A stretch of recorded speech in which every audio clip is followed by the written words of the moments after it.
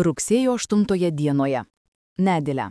Užgimimo švenčiausiosios Panelės Marijos diena ir vienkart pašventinimo bažnyčios atlaidai, pripuolantys 16 nedėlę po sekminių. Diena kuo gražiausia, kaip reta, ant dangaus nė mažiausio debesėlio, nė mažiausias vėjelis medžių lapų nejudina. Jaunimas kuo gražiausiais rūbais pasiredęs renkasi bažnyčion.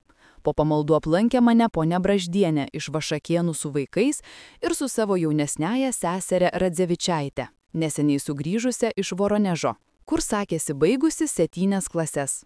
Vaišinau svečius silpnais pietais, baigiant valgyti pribuvo ponas P. Kubilius, gimnazistas, taip pat neseniai sugrįžęs iš Vladimiro, kur baigęs gimnaziją. Dabar jis gauna nuo vokiečių butą Piktagalio liaudės mokykloje.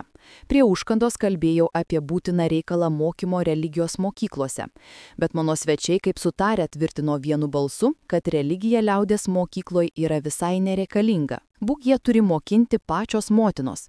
Matyt aiškiai, kad mano visi svečiai yra užsikrėtę sicilistų bedievišką smarvę. Biedni vaikeliai susilauks mokytojų vilkų avies kailyje. 4 valandose po pietų susigrūdo į bažnyčią vokiečių būrys, 30–40 žmonių, saldotų ant savo liuteriškų pamaldų. Pagiedojo keletą religiškų giesmių ir pastorius pasakė kameradams pamokslą. Matyt po įtekmę pamaldų soldotai girtuokliavo savo karčiamoj ir apie vidurnaktį įkaušę dainuodami skirstėsi į savo kvateras. Rugsėjo 9 dienoje. Dieno vėjota šalta ūkanota, panašu į lietų. Pakračiau ant pievos paskutinį šieną, bet mažai bedžiūsta. Po pietų rengiuosi važiuoti Kovarskan ant 40 valandų atlaidų užgimimo švenčiausiosios Panelės Marijos. Visą kelią lijo nedidelis lietus. Gerai, kad vietoje skėčio apsivilkau kaukazišką burką. Tokiu būdu visai sausas pribuvau Kovarskan. Naktį lijo gausesnis lietus. Rugsėjo 10 dienoje. Žmonių į atlaidų susirinko ne per daug. Todėl ir darbo turėjome bažnyčioje ne per daug. Man išpuolė atlaikyti sumą, laikė kurios giedojo vietinis mišrus choras.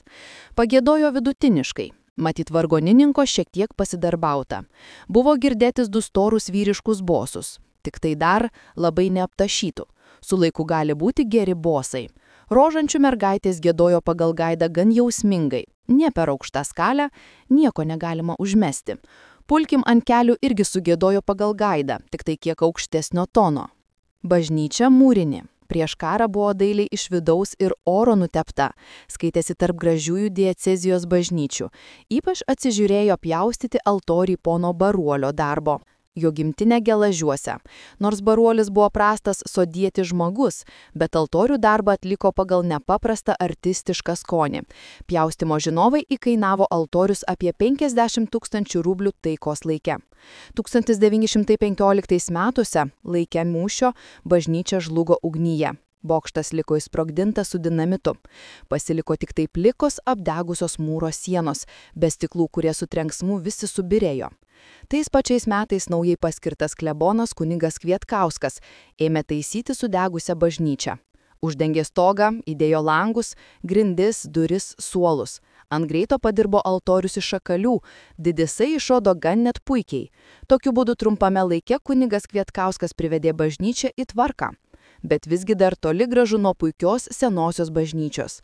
Visur dar matosi aprūkęs sienos nuo dūmų, visur tinkas nutrupėjęs, net vietomis suskilęs iki žemės nuo trenksmo dinamito.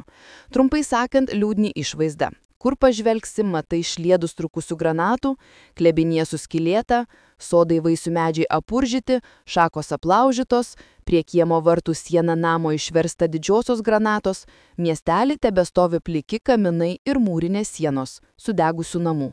Visa Anekšių gatvė išpustėjusi rodo karo baisybės. Visa tai daro liūdną įspūdį iš pergyventų karo laikų. Kovarskan miestelis stovi ant kranto upės Šventosios gražiausioje vietoje. Prie pat klebinijos švirkšto iš kalno šaltinis. Prie šaltinio stovi paveikslo Švento Jono Krikštitojo. Žmonės lanko tą vietą kaip po stebuklingą. Iš atlaidų vėlai grįžau namo į Troškūnus. Pravažiuodamas pro pono Montvilos dvarą apsistojo apžiūrėti vokiečių įtaisytą fabriką obuoliams džiovinti. Namie radau svečią Manelį. Skundėsi ant sunkaus gyvenimo.